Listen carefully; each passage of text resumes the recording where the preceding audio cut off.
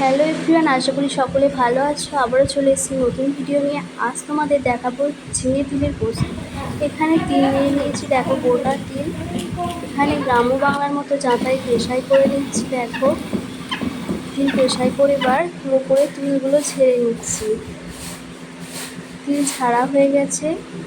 ওই তিলটাকে জলের মধ্যে পরিষ্কার জলে বারবার ধুয়ে এখানে জল দিয়ে রেখে দিয়েছি।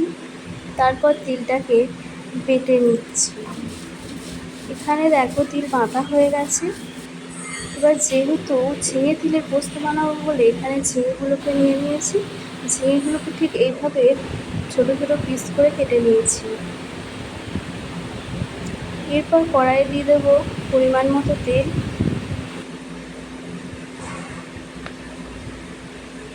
এখানে আমি নিচ্ছি ঝিঙের সাথে পেঁয়াজও নিয়েছি। দেখো পেঁয়াজগুলো কেটেছি ছোটো ছোটো করে, আর নিচ্ছি কাঁচা লঙ্কা। এবার তেল হয়ে রয়েছে, এর মধ্যে দিয়ে দিচ্ছি ঝিঙেগুলো আর কাঁচা লঙ্কাও দিয়ে দিচ্ছি। এরপর খুব ভালো করে নাড়িয়ে নেবো। এতে কোনো জল দেওয়ার দরকার নেই, কারণ ঝিঙে থেকে প্রচুর পরিমাণে জল বেরোবে। এরপর দিয়ে দেবো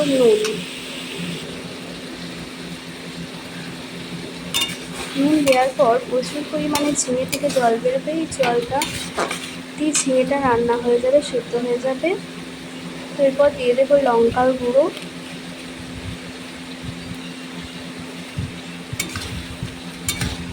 এরপর ঝিঙেটা সম্পূর্ণ সেদ্ধ হওয়ার জন্য ঢাকনা দিয়ে দেবো। ঢাকনা দিয়ে কিছুক্ষণ রান্না করে নেবো।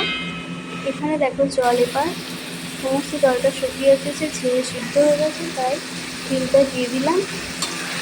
তিলটা দিয়ে ভালো করে রান্না করে নেব 5 মিনিট মতো। এখানে দেখো 5 মিনিট হয়ে গেছে। এবার তিলটা ভালো করে রান্না হয়ে গেছে, একদম মিক্সড হয়ে গেছে ঝিঙের সঙ্গে তিল। হয়ে গেছে আমাদের পারফেক্ট ঝিঙে তিলের পোস্ত। ভিডিওটি কেমন হয়েছে অবশ্যই জানিও। ভালো লাগলে লাইক কমেন্ট শেয়ার করে দিও, পাশে থেকো, চ্যানেলটিকে সাবস্ক্রাইব করে দিও। টাটা।